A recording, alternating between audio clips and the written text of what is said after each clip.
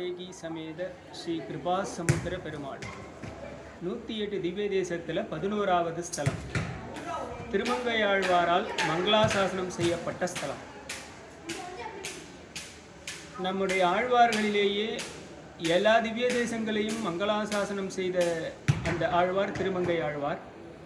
அவருடைய பாசுரங்களில் உனது அடியே சரணாமே என்று பெருமாளுடைய திருவடியை சரணடைந்த ஸ்தலம் இந்த சிறுபுலியூர் ஸ்தலம்.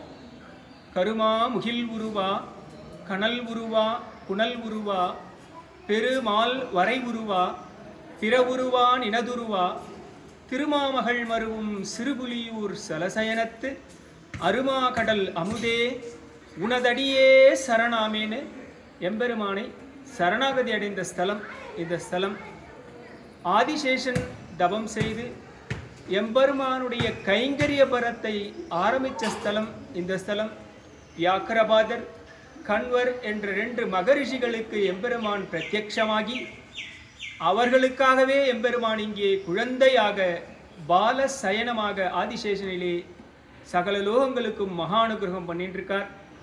நாபிக்கமலத்தில் இருக்கிற பிரம்மா எம்பெருமானுடைய ஆக்ஞா கைங்கரியங்களை தம்பதி சமேதராக கண்ணும் கட்டீருமாக செய்து கொண்டிருக்க திருவடிவாரத்திலே வியாக்கரபாதர் கண்வர் 2 மகரிஷிகளும் எம்பெருமானை ஸ்தோத்திரம் செய்து கொண்டிருக்க ஆதிசேஷனில் குழந்தையாக எம்பெருமான் அருமா கடல் அமுது என்ற திவ்ய நாமத்தோடும் கிருபா சமுத்திரம் என்ற திவ்ய நாமத்தோடும் பிராட்டி திருமாமகள் நாச்சியார் என்ற திருநாமத்தோடும் தயாநாயகி தாயார் என்ற திருநாமத்தோடும் இங்கே திவ்ய தேசத்திலே எழுந்தருளி சகல லோகங்களுக்கும் மகா அனுகிரகம் பண்ணிட்டு இருக்கார்.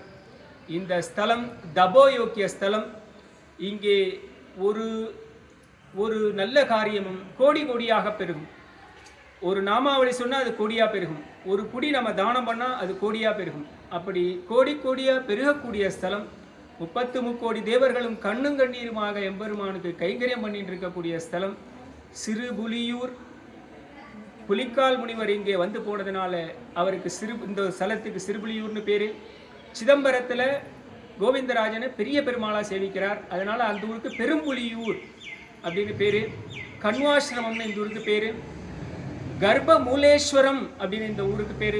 எப்படி இந்த ஸ்தலம் சூரிய பகவானால் பிரம்மோற்சவம் செய்யப்பட்டு தனக்கு பலம் விருத்தியாவதற்கும் மந்தேகால்ங்கிற அசுரர்களை அழிக்கிறதுக்கும் எம்பெருமான்கிட்ட பிரார்த்தனை பண்ணிட்டு பிரம்மோற்சவம் பண்ணுறார். மகா யோக்கிய ஸ்தலம்.